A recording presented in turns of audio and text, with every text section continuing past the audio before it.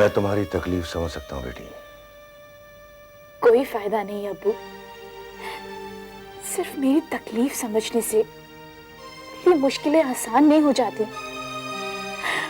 आप मुझे सिंपैथी सिर्फ इसलिए दिखा रहे हैं क्योंकि आप इसके अलावा कुछ नहीं कर सकते। बेटा मैं मजबूर हूं। तुम्हारी माँ के खौफ ने मेरे हाथ बांध दिए हैं बेटा। उसको डर है कि अगर बात ज्यादा बढ़ गई तो सोहेल घर छोड़कर चला जाएगा। ये खौफ आपको मेरे लिए क्यों नहीं है? क्या मैं घर छोड़कर नहीं जा सकती? सोहेल भाईजान ने राज के साथ कितना बुरा बर्ताव किया और इस बात का भी कोई गिल्ट नहीं है उन्हें, और आप उन्हीं का खौफ लेकर मुझे समझाने आए हैं अब्बू। नहीं बेटा, तुझसे कुछ कहने की वजह उसका खौफ नहीं है, बल्कि तेरा प्यार है जो तूने इतने सालों में मुझे अब्बू कह कर दिया है बेटा। इसी ने मुझे ताकत दी है कि मैं अपनी बेटी से माफी मांग सकूं। अब्बू,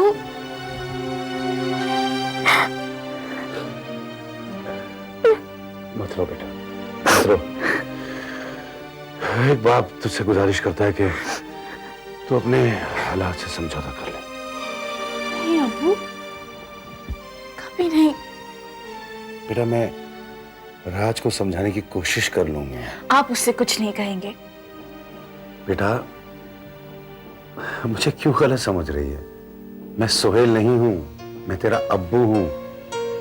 मैं सिर्फ राज से पूछना चाहता हूं। आपको जो पूछना है आप मुझसे पूछिए, बल्कि मैं आपको खुद बताती हूँ कि मैं राज को अपनी जान से भी ज्यादा चाहती हूँ और हमारा रिश्ता बहुत पाक है।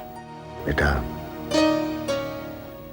मुझे अपनी बेटी पर, अपने घर की इज्जत पर पूरा भरोसा है। मुझे तुम पर फख्र है बेटा। काश आप मेरे सगे अब्बू होते। ऐसा क्यों कहा तुमने? क्या मेरे प्यार में कभी कमी महसूस की? नहीं अब्बू,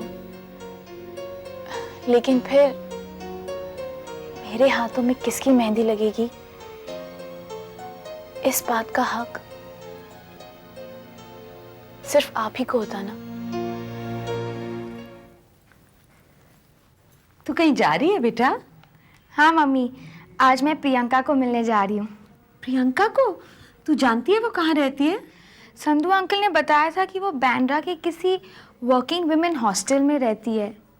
पूरा एड्रेस पता तो नहीं है, थोड़ा ढूंढना पड़ेगा। तो तू उसे अपने साथ ले आना ना। Mummy that is not possible. मैं कोशिश करूँगी। ठीक है, उसे कहना कि मम्मी तुझे बहुत याद करती है, बहुत रोती है तेरे लिए। मम्मी अभी तो पता भी नहीं है कि वो मुझे मिलेगी या नहीं। I am just taking a chance. और अगर मिलेगी भी तो वो मेरी बात कभी भी नहीं सुनती। तो किसकी बात सुनती है वो? संध्या दीदी की। अगर संध्या दीदी होती तो उसकी बात जरूर सुनती। मुझे समझ नहीं आ रही ये बात संध्या को बतानी चाहिए या नहीं। ऑफ कोर्स बतानी चाहिए। अगर संध्या दीदी को पता चलेगा she'll be really upset। तो उसका नंबर पता है तुझे? हाँ, 631-1933। अरे वाह, तुझे तो नंबर एकदम याद है। मम्मी संध्या दीदी की हर बात मुझे याद है, नंबर तो कुछ भी नहीं है। हेलो हेलो संध्या। मम्मा, आप? What a coincidence. शादी के बाद पहली बार मैं फोन उठा रही हूँ और सबसे पहला फोन आप ही का निकला। मन से तुझे याद किया ना, इसलिए। एक तू ही तो थी इस घर में जिससे मेरे दुख का पता चल जाता था। क्या बात है मम्मा, आपकी आवाज में परेशानी क्यों झलक रही है? क्या हुआ, बताइए ना। क्या बताऊं, एक बेटी तो इज्जत के साथ इस घर से विदा हुई और दूसरी हमारी इज्जत की परवाह किए बिना घर छोड़ के चली गई। कौन? प्रियंका? हाँ, बस तेरे पापा ने उसे शूटिंग से देर से आने की वजह से डांट दिया और वो गुस्से में घर छोड़ के चली गई। बताओ, ये भी कोई बात हुई? ममा लिसन, आप प्लीज टेंशन मत लीजिए। सपना का है, सपना को फोन दीजिए। हेलो दीदी। दीदी, अब आप ही प्रियंका को समझा सकती हो। मम्मी का तो 2 दिन से बहुत बुरा हाल है। 2 दिन? सपना, प्रियंका को घर छोड़े हुए 2 दिन हो गए और तुम मुझे अभी इन्फॉर्म कर रही हो? सॉरी दीदी, हम आपको डिस्टर्ब नहीं करना चाहते थे। डिस्टर्ब तो मैं इस बात से ज्यादा हुई हूँ सपना कि तुम लोगों ने मुझे अभी से बिल्कुल पराया ही समझ लिया है। मुझे ये बताओ, पापा कहाँ हैं? पापा तो ऑफिस में हैं, लेकिन वो भी बहुत परेशान है।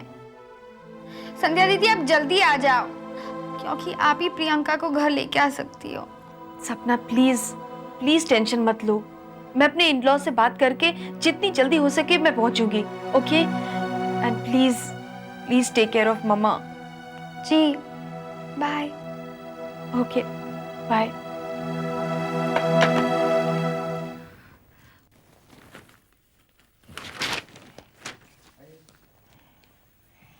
लीजिए आपकी अदरक वाली चाय। Thank you thank you. कोई खास खबर छपी है? भाई रोज वही तो छपती है।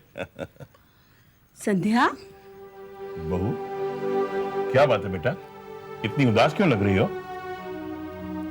अच्छा, मैं समझ गया, आकाश घर में नहीं है इसलिए ना? और नहीं तो क्या, नई नवेली दुल्हन पति के बगैर घर में रह जाए तो उसके ऊपर क्या बीतती है ये क्या आप समझेंगे? क्या वो आकाश और क्या उसके कंपनी वाले? हाँ नहीं तो। हाँ, तो अगर आप इतना समझती हैं तो फिर दूर कीजिए ना उसकी उदासी। नहीं पापा, रियली मुझे कोई प्रॉब्लम नहीं है। मैं वाकई बहुत खुश हूँ।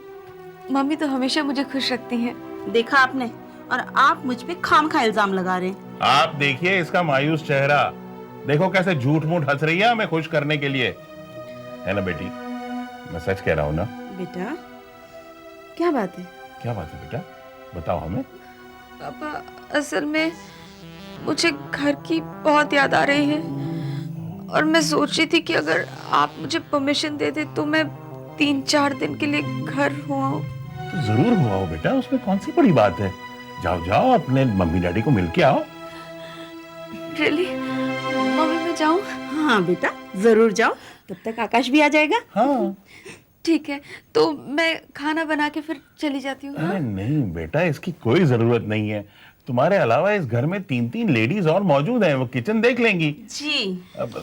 मेरा मतलब है साक्षी है, सरिता है, वो किचन संभाल लेंगी। हाँ। तुम जाओ बेटा, जाओ तैयारी करो, जाओ जाने की तैयारी। मैं जाऊं? मालती पता नहीं साक्षी को क्या हो गया है। क्यों, क्या हुआ?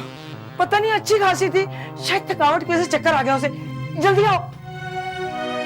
अरे भगवान, जाओ देख कर आओ उसे क्या हुआ है। कभी कभी बैठे बैठे काम किए बगैर ही चक्कर आ जाते हैं। आप भी ना बस हर वक्त मजाक सूझता रहता है। जाओ आप जाओ। बहू, इधर आ बेटा। तू ये सोच रही है ना कि साक्षी को अचानक चक्कर कैसे आ गया? बेटा, कई बीमारियां ऐसी होती है जो डॉक्टर और सुई का नाम सुनते ही यूं भाग जाती है। समझ गई ना?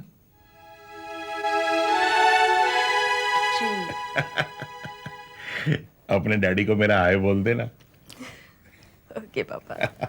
All the best. Hi hi, बहू अब कैसा लग रहा है?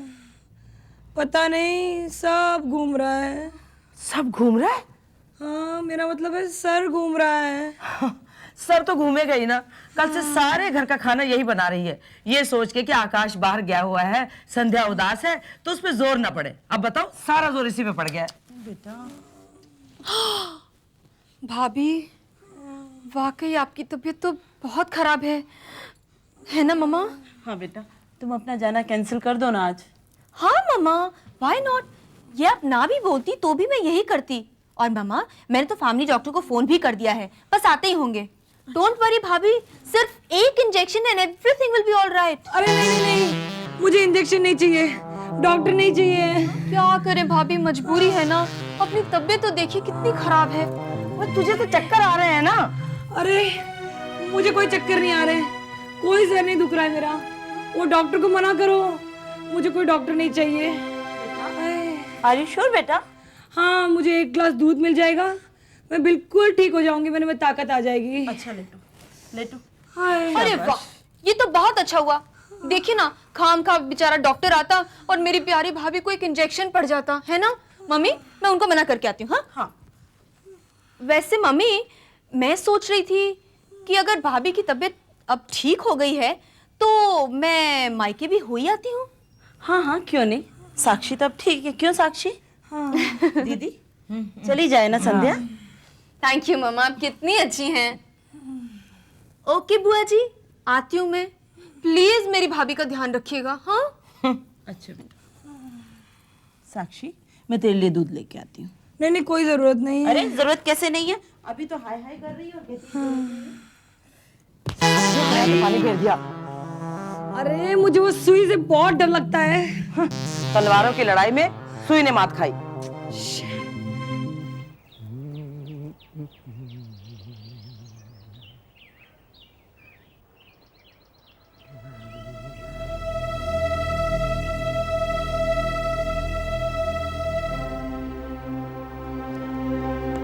तेरी शक्ल बता रही है कि तू हार के आ रहा है। यार मैं तो कब का हार चुका हूं, अब तो बची कुछ उम्मीद भी हार गया हूं। मुझे तुमसे कुछ पूछना है। पूछना तो मुझे भी है, लेकिन पहले तू अपना कुछ पूछ ले। राज को तुम जानते हो? पहले से जानता हूं, अब पहचानता भी हूं और उसे अपना मानता हूं। आगे बोल। दरअसल मैं ये कहना चाह रहा था कि सुकून और राज, मैं ये भी जानता हूं। क्या? अगर तू जानता था तो मुझे क्यों नहीं बताया? और यार तू अब ये पूछने आया है कि मैं जानता था या नहीं जानता था? जो मुश्किलें आज तुझे परेशान कर रही हैं वो बहुत पहले मुझे परेशान कर चुकी। वो मैं नहीं चाहता था कि तू खामखा परेशान हो। मैंने तो यही उम्मीद की थी कि वो दोनों इन मुश्किलों को समझ जाएंगे जो कि उनके रास्ते में आने वाली है। अरे आने वाली नहीं, आ चुकी हैं। यही बताने के लिए तुझे बुलाया है। सोहेल उन दोनों के बारे में जान चुका है और उसमें यह रिश्ता बर्दाश्त करने की ताकत बिल्कुल नहीं है। और ना ही सोहेल को समझाने की ताकत है तुझमें। बेटा अपनी जगह कमजोर पड़ चुका है और बाप अपनी जगह।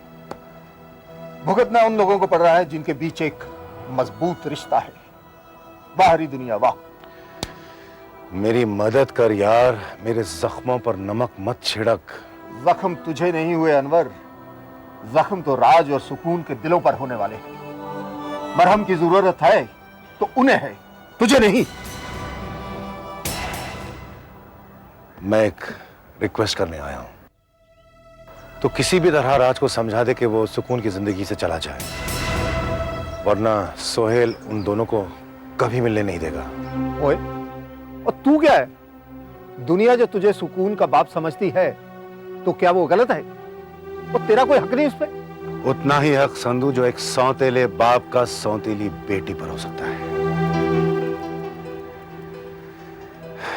इससे ज्यादा हक मैं चाहकर भी जता नहीं सकता, वरना मुझ पर सौतेलेपन की और एक गहरी मोहर लग जाएगी और यही इल्जाम सोहेल ने मुझ पर लगाया है।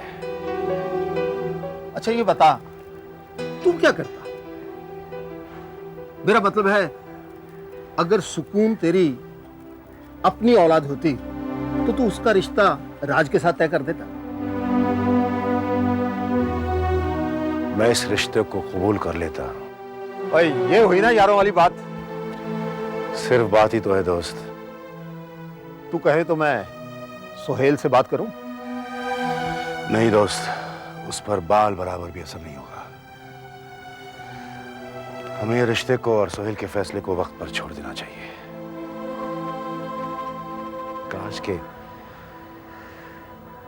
काश के मेरे हाथों में कुछ होता दोस्त।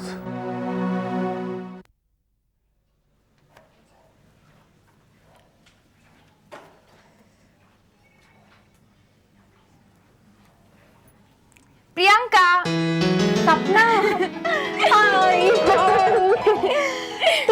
से।